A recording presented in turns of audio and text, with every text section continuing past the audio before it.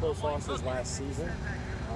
What do you think you got to do this year to get some of those close losses going in your direction?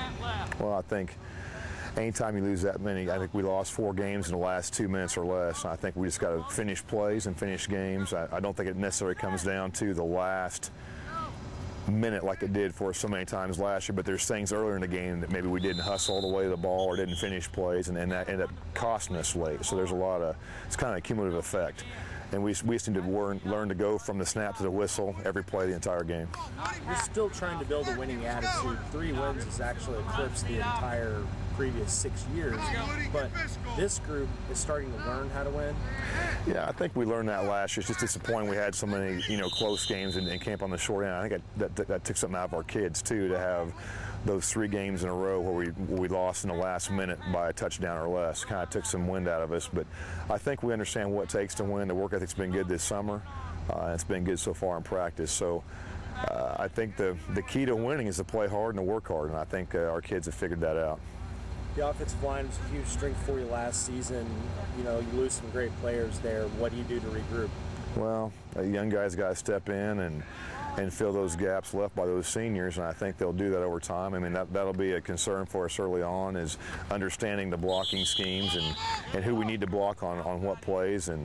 But I think over time, those guys will be good. I think the potential's there to be a better offensive line by playoff time or by district time than we had last year. Okay. You got yourself a bona fide star with Darren Francis, senior in the backfield. Expecting big things?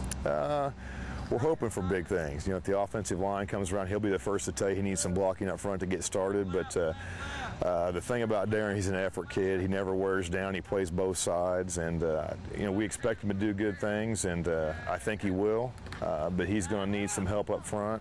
And the thing about Darren is, all of his success is based on his work ethic. He's a very hard worker, and so we know that he'll do good things. We just have to have the guys around him helping him out.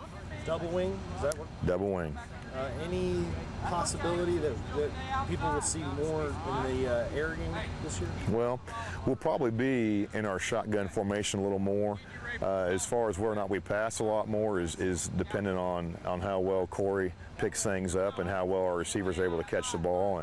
And, surprisingly, I believe Corey finished in yards in the top 15 in Southwest Missouri last year. We didn't pass a whole lot, but when we did pass, he had some big plays. So we're looking maybe to throw a little more. We have some good receivers this year, so that's a possibility. But if we can run the ball, we're still going to run the ball. Give me 1 or 2 guys that are maybe coming up that will emerge this year. Well, I think our right tackle, Michaelan Huntoon, has a lot of potential. He still has to figure some things out as far as his pad level and the ability to go hard on every play and not wear down and want to take a few off. I think Nick Foster will have a big year for us, particularly on defense at outside linebacker. And I think there's a myriad of guys who could step in and do a good job for us, and we just hope that they all rise to the occasion and play some good football for us.